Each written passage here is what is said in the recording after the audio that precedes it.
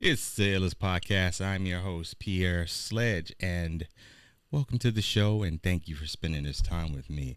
Let's talk about Shedeur Sanders. So, everyone knows what happened this past weekend with the Sanders family and how uh, baby boy was passed over first, second, third, fourth round, and finally picked up and drafted by the lowly Cleveland Browns. The lowly Browns. Yeah, and everybody had something to say.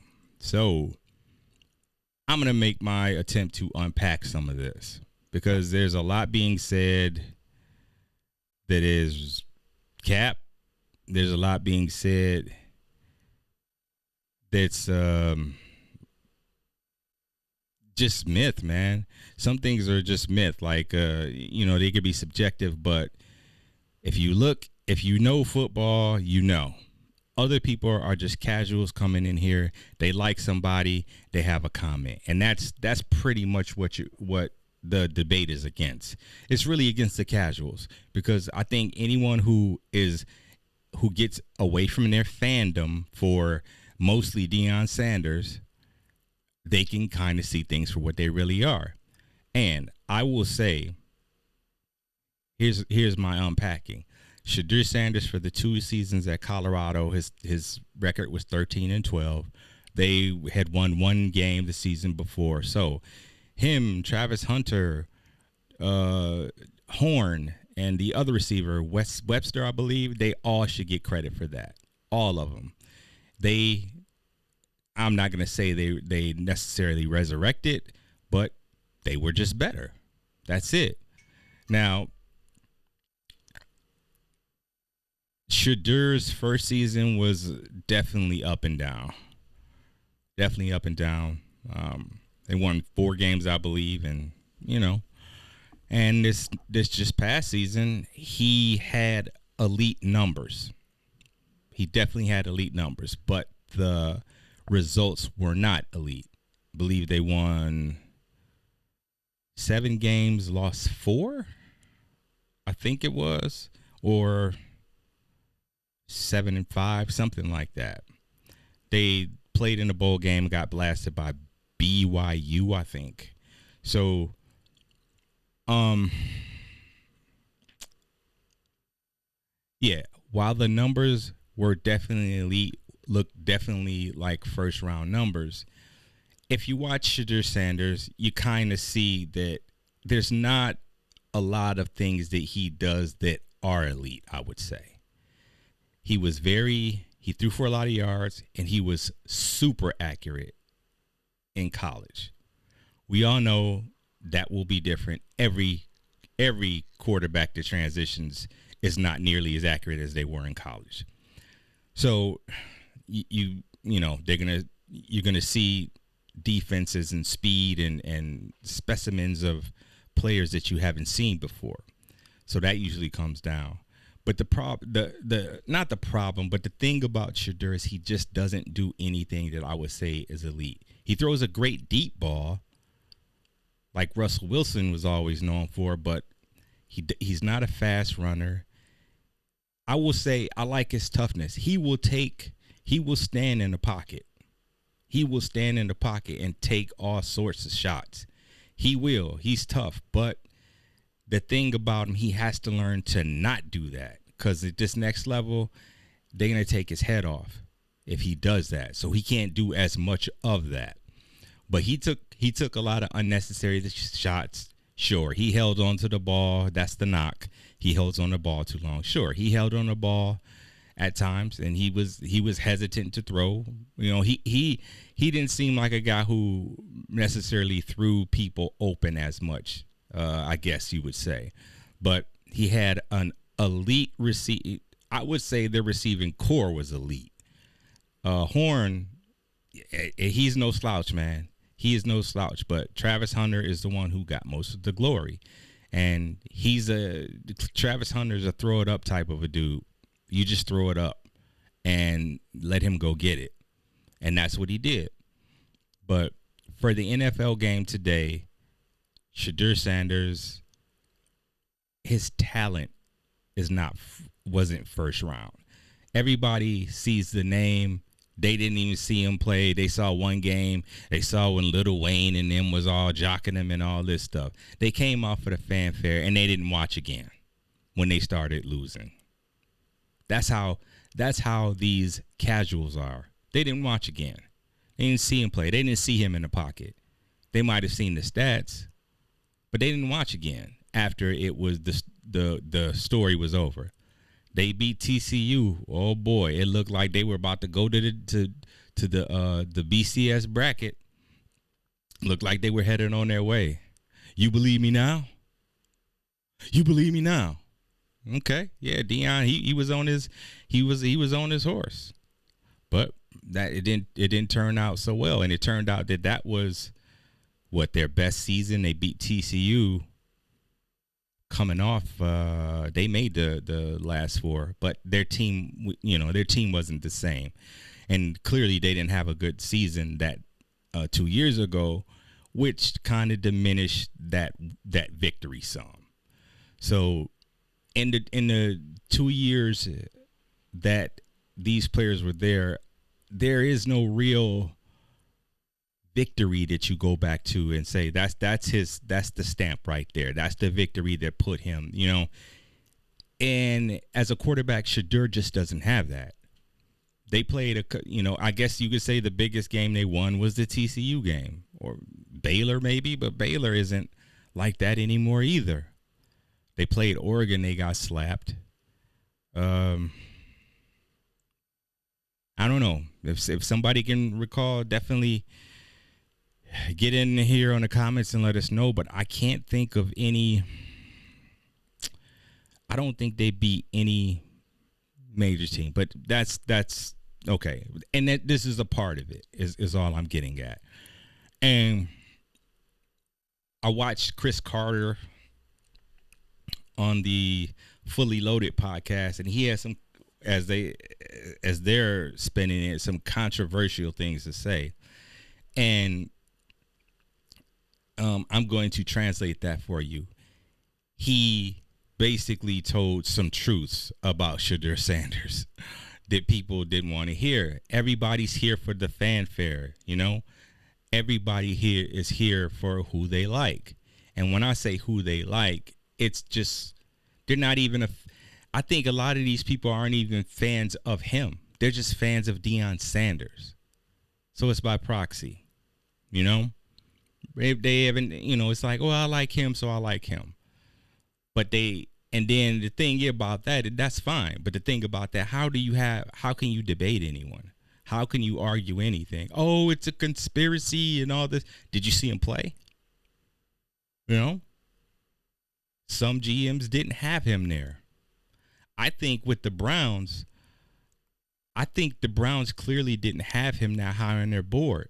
And I think at a certain point, they saw he was still there. They had already picked a quarterback, and they were just like, oh, shit, he's still there. Might as well get him at this point for the value. 5th, 6th, 7th round picks. Sometimes, it's hard. They have to fight to make the team. So if you can get him here, it's cheap. You might as well take a shot. So I don't think there was any conspiracy in terms of that. I think that there's a lot of things that played into this, and I think a lot of it had to do with his father, and not in the ways that people are thinking. They're just thinking, oh, they just hate his father. They just hate his father. Well, they just don't like you trying to come in and LeBron James things and try to just like bully your way and make your own way, and telling teams not to draft you because you won't play there. Just coming in, I ain't letting my son go here, and all this stuff. And everybody is going back to the same thing. Oh, John Elway wouldn't play for, he wanted to be on the West Coast. Well, where did he wind up playing? He wound up playing in Denver. So he didn't get what he wanted. And then the big one is the Mannings. I was like, I don't know. John Elway's like 30-something years ago, and Mannings are like 20-something years ago. So the way y'all talking are like this is happening every year or something.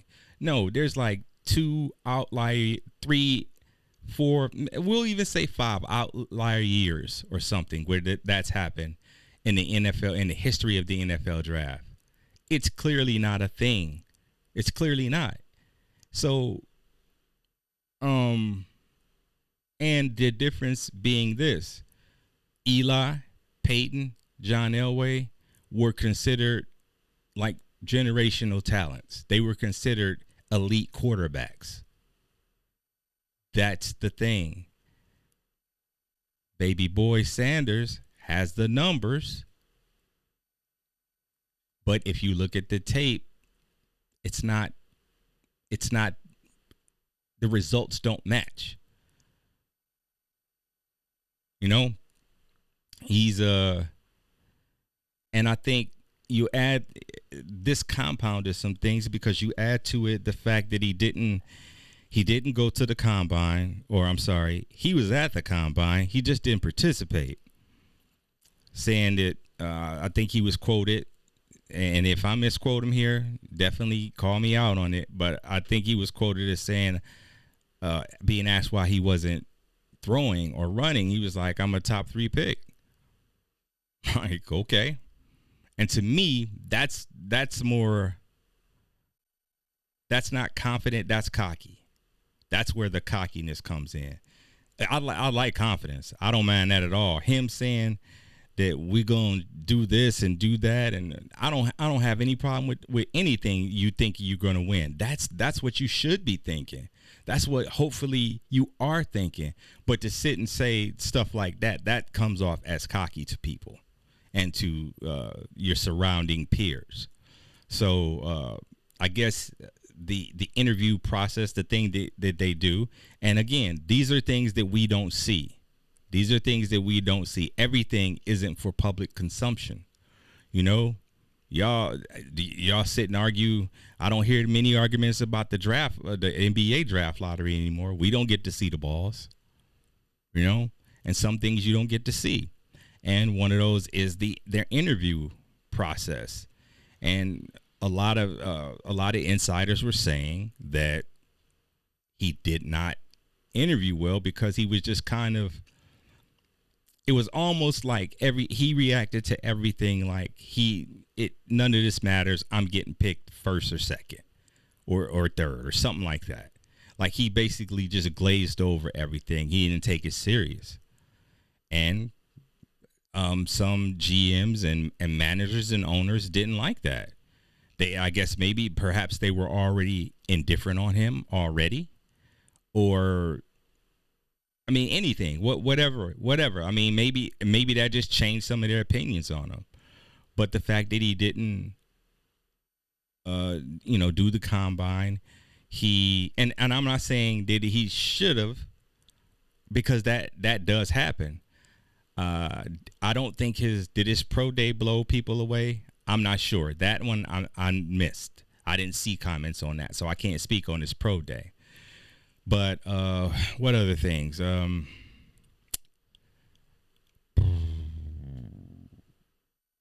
Yeah, I think it boils down to that.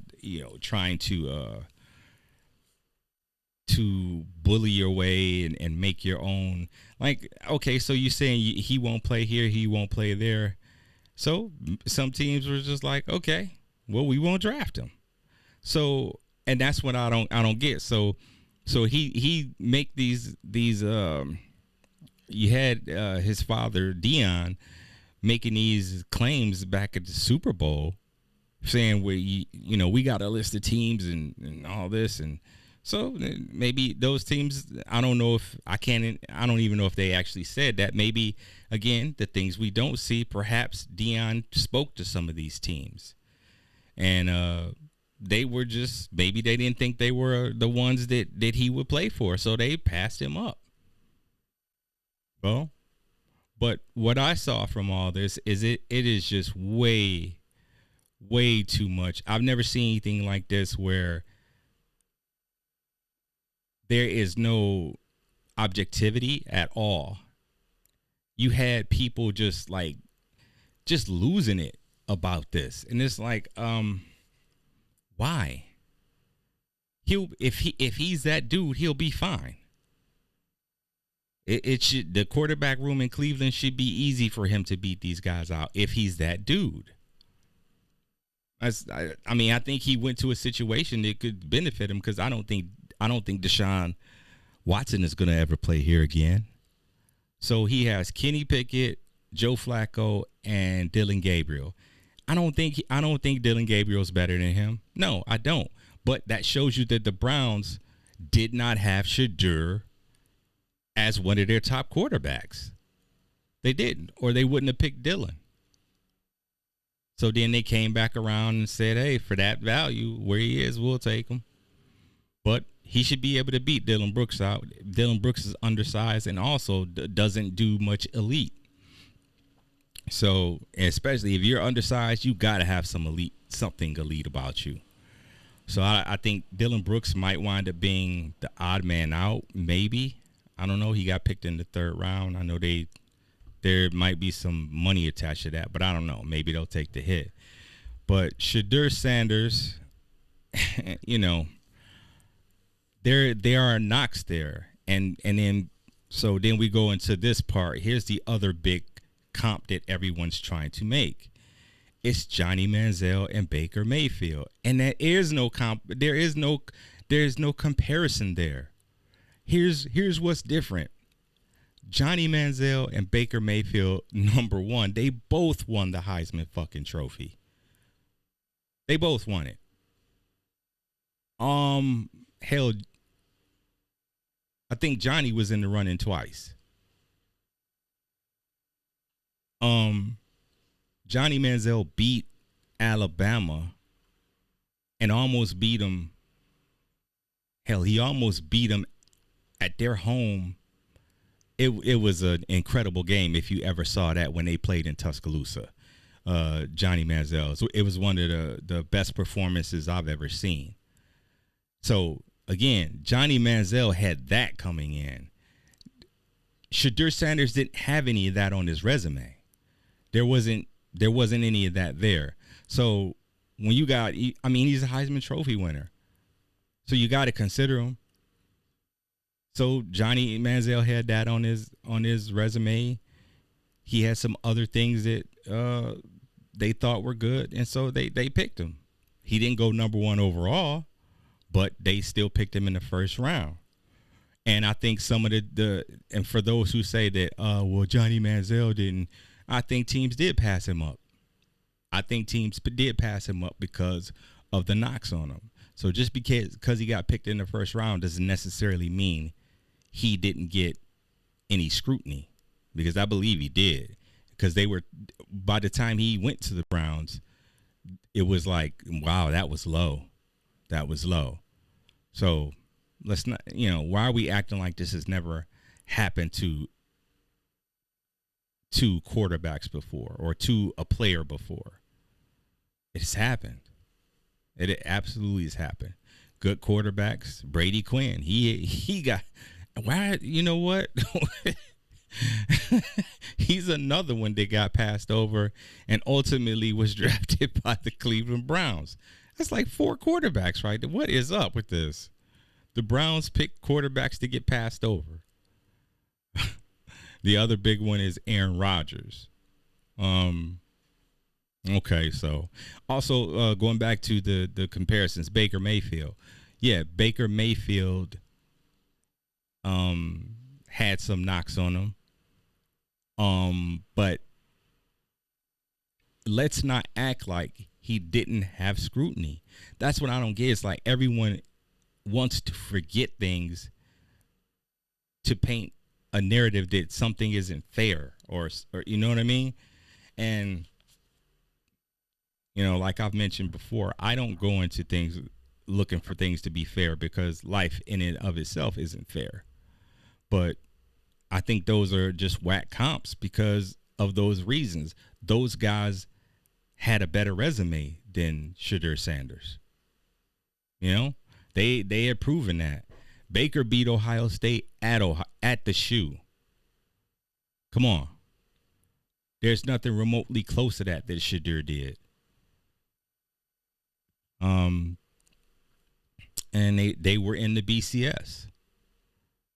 You know, they got waxed, but they were there.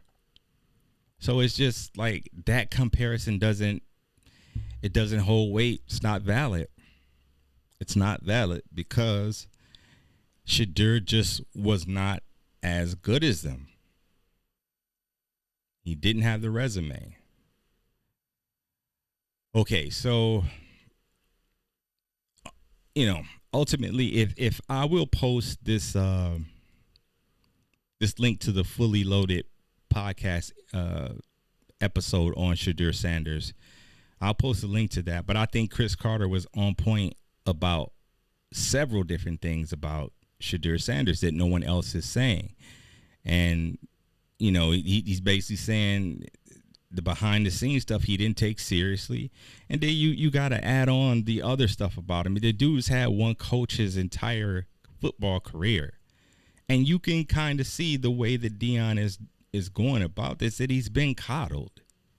I'm not saying that he isn't a good young man, but the fact that Deion Sanders is trying to do that, it's almost like the Bronny James stuff, kind of. It's like he's being coddled. Let the process go by how it's gone. My guess is if Deion Sanders wasn't trying to bogart this stuff like this, it might have gone somewhat different.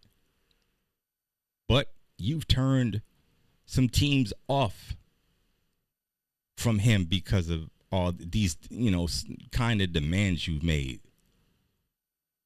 It's like, dude, and you clearly got a following and all that stuff, but don't mess this up. But yeah, I do think they did some things wrong, and it came back to bite them in the ass. They overplayed their hand, and even if you go back to some of the games in question, I felt like in the 2 years he was there were some games that were out of hand either way, for or against him, that Shedeur was still playing in. It's like, why is he still in? And that happened a lot. And people were just kind of like, why is he doing this? And for me, I felt like, yeah, it's because he's trying to get him these numbers. He's trying to get his numbers up there where, he can be a Heisman candidate and a candidate for the, the O'Brien or the Johnny Unitas Golden Arm Award.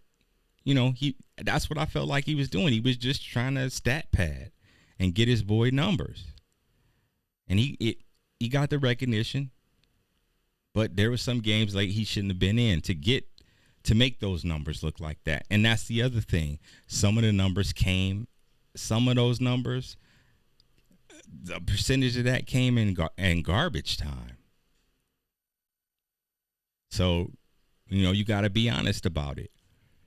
But everybody in this current era, in this social media stuff, they're quick to go look up stats with no actual visual context. They haven't seen anything. They just look at the stats. So, so I think also, some of these GMs and teams may just think, because he's been coddled, that he might not have that mental toughness. He might not. I'm not saying he doesn't. Again, I've already said he did some things well that I saw and I liked. But in terms of it translating to the NFL, I don't think he has the speed to play, to be like an elite guy. I mean, he's not fast. He didn't inherit his dad's genes as far as running. Does he have an elite arm? He could spin it. I'd say he's elite at throwing it deep. Pocket presence, he can stand in the pocket. But after that, some things are kind of red flags. Sure. But I've never seen anything like this. Everybody's saying they hadn't seen anything like this. I'm saying I haven't seen anything like this from the other way. Um, I've never seen so many people going crazy for a player that they barely seen play. Not all, but I know it's so many casuals in here who are commenting on stuff and they're saying stuff is like, you clearly didn't watch the games. You clearly didn't. But they just like who they like.